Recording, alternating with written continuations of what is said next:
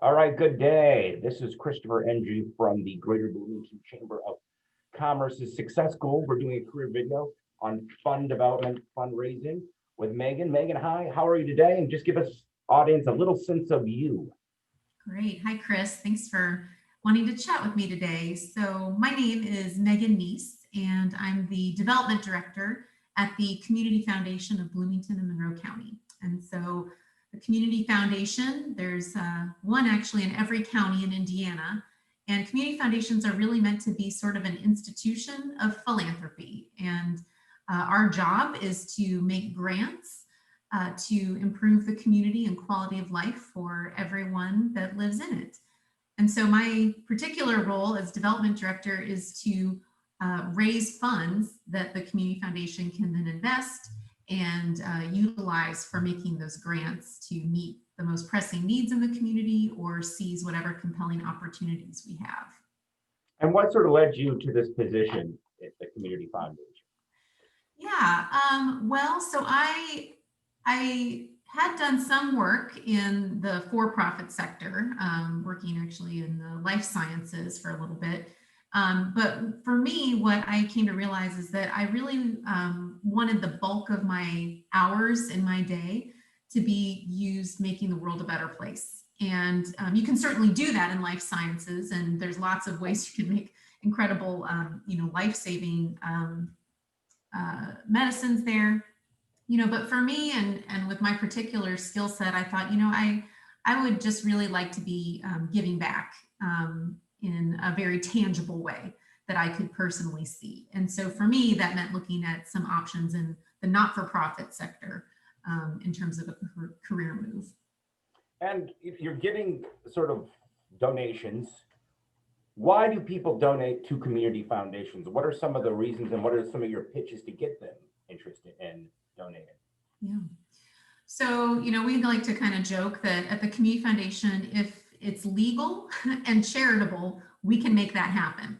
And so I think that's one of the great parts about working at a community foundation. Instead of just one particular mission, like just focusing on housing or just focusing on animal welfare or the environment, we can do all of those things in one place and meet a variety of community needs through the grant making that we do. And also that, needs change over time. We never would have anticipated that we'd be in a worldwide pandemic right now, and that creates a lot of different needs that we didn't have maybe, well, even 1 year ago, let alone 10 or 15. And so since the Community Foundation is a permanent organization, we're able to pivot and we can address whatever those changing needs are over time. And I think also we're supposed to be experts in what those needs are in the community. And so I get to work with a lot of donors who say, I really love Monroe County. I love this. This is my home. But I can't be an expert in what all of the organizations are and what the needs are and how those are changing. So they entrust us with their dollars to help, have that expertise and make those decisions. Now, what are some of the challenges you have in sort of doing this fund development, and what have you sort of learned along the way that's made you better at this particular profession? Well, I think one thing that I think a lot of people think about fundraising or fund development is that, oh, that sounds terrible. You're just asking people for money. That's an awkward conversation. That's one of those things we're not supposed to talk about. But I think what I've learned and what's helped me over the years of doing this work is that really that's not an accurate perception, and it's not a good perspective to have. Really what a fundraiser is doing is coming alongside people and helping them accomplish what their vision is to make the world a better place. And a way we can do that is by helping them match their resources or their talents and expertise with needs that exist. And so it's much less about, just going up to somebody and asking them without any, context for money, but it's more saying, what is it you want to see in the world? How do you, what kind of world do you want to live in? Okay, great. Let's make that happen. And I can help you utilize your resources and your gifts to accomplish that thing and make it a reality. So I do think that, it's not, it's not sales. I'm not trying to bend anybody's arm. I'm really just trying to learn more about people and what they are passionate about, and help them put their gifts to good use. How much of your work is just relationship building? It's not like you're going to random people and calling them on the phone, cold call, anything like that. Yep, exactly. It's a lot of what I do.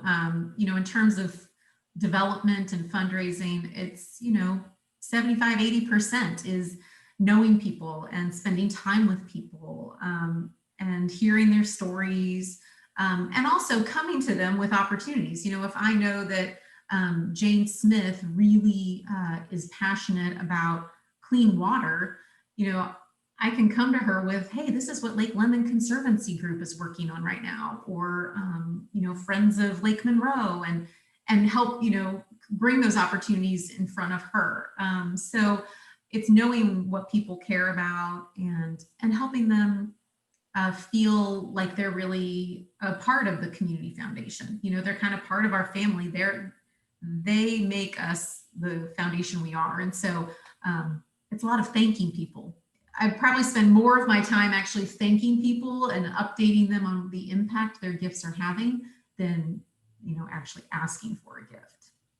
And what are some of the challenges you have with the job? Whether, I used to do a lot of grants where I'd have a lot of paperwork, for instance. What are some of the things, some of the challenges, some of the lesser items in your job that are a little bit more of a slog?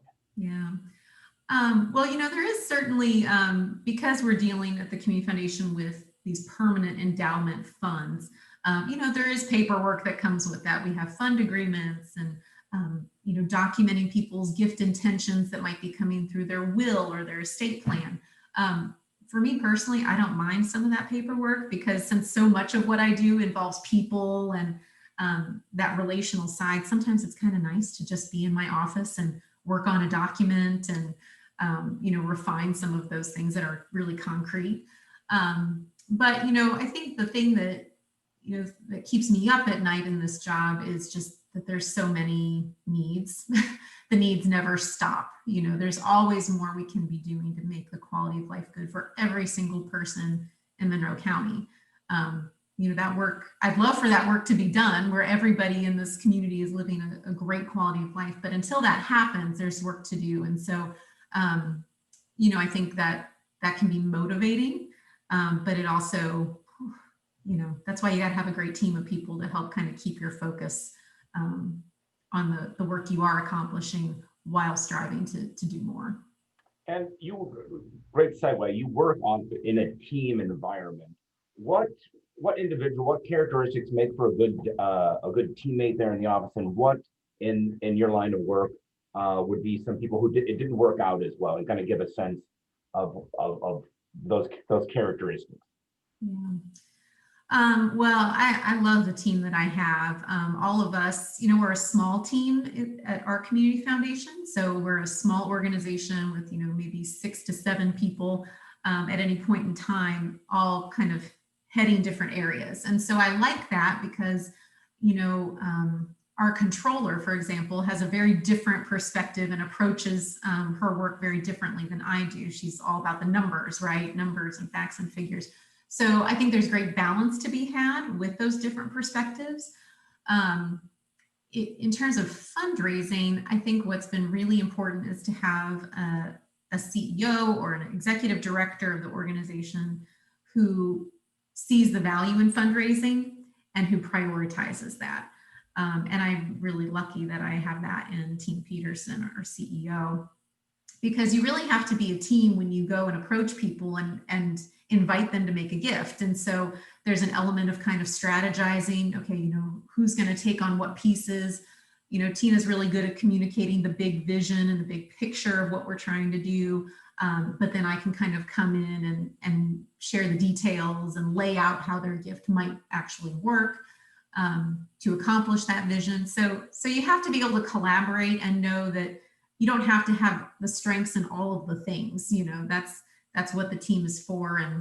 I think having an environment where you can really, an environment where collaboration is welcome, and you know that your door is open and someone's going to maybe ask you for your perspective on something, and you can do the same. Great. So anything we've missed about your particular, your field and or your job that would be beneficial to our audience? I mean, I think I would just say that, there's lots of different opportunities within philanthropy or the nonprofit sector.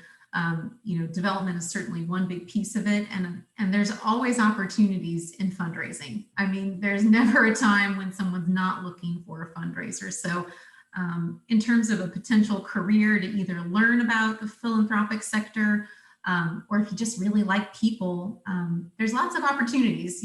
There's job security out there, I guess, in terms of development. But, I think the other thing is just that, you can have a really rewarding career that's very rich, that introduces you to a wide variety of people across the community in not-for-profit work. I love getting to collaborate with the Chamber and the Economic Development Corporation. Then I'm meeting with different businesses or educators. I love getting to know all those little pieces of the community. And, philanthropy can fill in the gaps where maybe government programs, stop, or government services stop. And so that's an important piece. And I think it's definitely worth a look if you're considering career possibilities. And one little caveat, you can get certificates and sort of fundraising and some things like that. How much of it is just, you have your degree and you're just like, this is an opportunity I'm going to learn on the job? Yeah. Well, certainly I will say that we're really lucky right here because we have Indiana University, which is tied to the Lilly School of Philanthropy, one of the it's a national leader in terms of kind of higher education around philanthropy. So I would not want to forget to mention that. I personally don't have a degree in philanthropy. I have a certificate in fundraising. I'm a fundraising executive. But, I think I got into this job the way a lot of people do, is there was a need for someone to step up and help with development. And I did, and I found that I loved it. And there's really nothing that quite replaces that on the ground experience. So I certainly would encourage people to consider trying a few years of grassroots fundraising experience, and maybe consider that before pursuing some of these different certifications or degrees that you can also get to complement that. Great. Well, Megan, anything else? I think that's pretty much wraps it up. Megan Niese from the Monroe County Community Foundation. Thank you for your time, and we'll catch everyone next time. Thank you.